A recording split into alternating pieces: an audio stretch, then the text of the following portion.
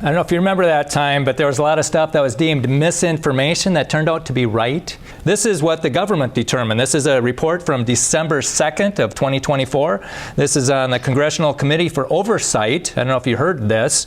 This is the final report on COVID, and it's COVID most likely emerged from a laboratory in Wuhan, and a lab-related incident involving gain-of-function research is most likely the origin of COVID-19. They didn't mention that we were funding that research. And the 6 feet apart social distancing recommendation, which shut down schools and small businesses across the country, was arbitrary and not based on science. And by the way, this is the part that got cut from that other thing. And so there was no conclusive evidence that masks effectively protected Americans from COVID-19. Andrew Cuomo's March 25th order, which forced nursing homes to accept COVID-19 positive patients, was medical malpractice. And a lot of people died, so that death count got up there and it got everybody afraid.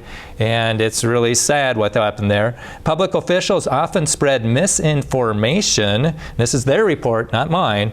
Okay, contrary to what was promised, the COVID-19 vaccine did not stop the spread or transmission of the virus. And vaccine mandates were not supported by science and caused more harm than good. Public health officials engaged in a coordinated effort to ignore natural immunity.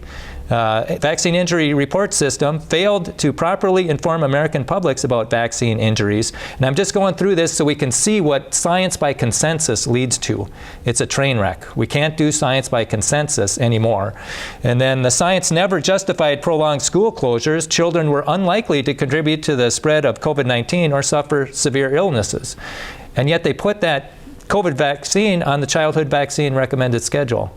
The recommended childhood vaccine schedule. And Peter McCullough, Del Bigtree, brought up in that conversation there, he's the most published heart surgeon in the world. And he goes, why did they put COVID-19 for children? They weren't being affected at all by it. And so then he said, well, if they put that on for bizarre reasons, then I wonder if they put anything else on for bizarre reasons. And he's come to the conclusion is, hey, stop all the shots. Let's get proper safety studies done. And hopefully Bobby Kennedy will get the safety studies done. Okay, oh, and he just got confirmed today. I don't know if you heard that, but he was confirmed 52 to 48. And Del Bigtree, he's the guy who was on that video. I was watching the High Wire today, and he had to cut out early because he was going to go to the Oval Office and watch him get sworn in. So it's pretty interesting to see what they can do, get the truth out there.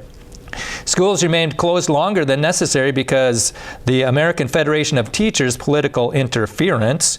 HHS engaged in a multi-year campaign of delay, confusion, and non-responsiveness in an attempt to obstruct the Select Committee's investigation. This is EcoHealth's president, Dr. Peter Daszak. He was accused of doctoring documents before releasing them to the public. Further, Dr. Daszak provided false statements to Congress, and that EcoHealth, that's how Wuhan was getting funded. And so it'll be interesting to see if he does any time. And then Fauci's senior advisor, David Morris, likely lied to Congress on multiple occasions and unlawfully deleted federal COVID-19 records. And then Fauci gets a preemptive pardon. I was like, well, what is that for? But they were talking about that on the High Wire, and there's 17 attorneys general from states that are going after him for breaking state laws, or they want to, so we'll see what happens there.